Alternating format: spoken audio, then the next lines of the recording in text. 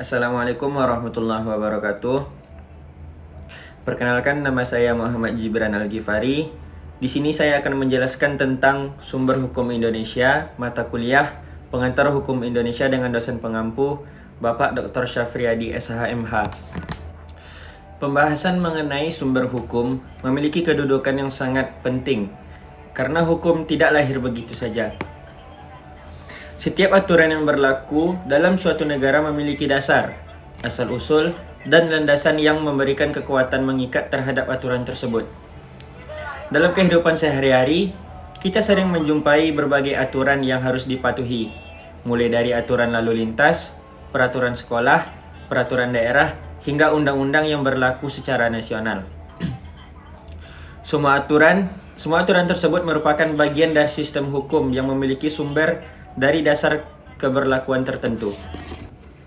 Kita mulai dari pengertian sumber hukum.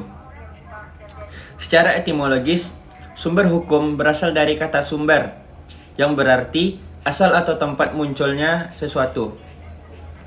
Dalam konteks hukum, sumber hukum dapat diartikan sebagai segala sesuatu yang menjadi dasar lahirnya hukum atau tempat ditentukannya aturan hukum yang berlaku dalam suatu negara.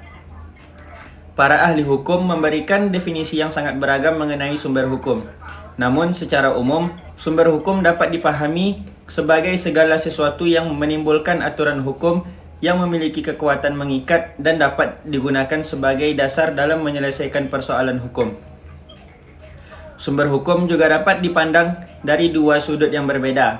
Yang pertama, sebagai faktor yang memengaruhi isi hukum, dan yang kedua, sebagai bentuk atau wadah yang menjadikan hukum tersebut berlaku dan mengikat masyarakat.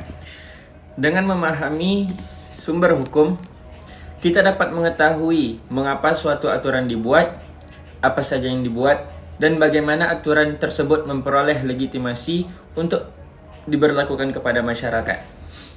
Kemudian ada beberapa tujuan penting yang sangat harus kita ketahui dalam mempelajari sumber hukum.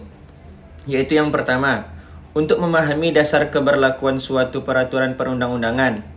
Yang kedua, untuk mengetahui hubungan antara norma hukum yang satu dengan norma hukum yang lainnya dalam sistem hukum nasional.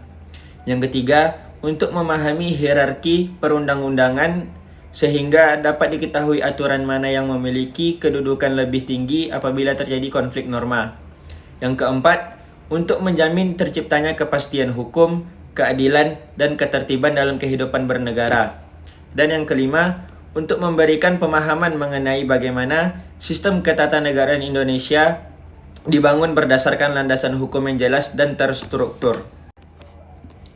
Sumber hukum juga memiliki beberapa jenis.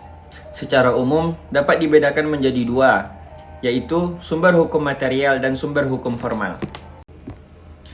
Sumber hukum material adalah faktor-faktor yang memengaruhi isi atau materi suatu aturan hukum. Dengan kata lain, sumber hukum material menjelaskan alasan mengapa suatu aturan dibuat dengan substansi tertentu. Sumber hukum material berasal dari berbagai aspek kehidupan masyarakat, antara lain faktor sosial, ekonomi, politik, budaya, dan agama. Sedangkan sumber hukum formal adalah bentuk atau prosedur yang menyebabkan suatu aturan memperoleh kekuatan mengikat secara hukum. Sumber hukum formal menjadi dasar bagi aparat penegak hukum dan menerapkan hukum kepada masyarakat. Di Indonesia, sumber hukum formal meliputi yaitu undang-undang, kebiasaan atau hukum adat, jurisprudensi, traktat, dan doktrin. Dalam sistem ketatanegaraan di Indonesia, terdapat satu sumber hukum yang memiliki kedudukan yang sangat fundamental, yaitu Pancasila. Pancasila tidak hanya berfungsi sebagai dasar negara, tetapi juga berfungsi sebagai sumber dari segala sumber hukum di Indonesia. Hal ini berarti bahwa seluruh peraturan perundang-undangan yang berlaku di Indonesia harus bersumber pada nilai-nilai Pancasila dan tidak boleh bertentangan dengannya. 5 sila dalam Pancasila menjadi pedoman dalam pembentukan hukum nasional.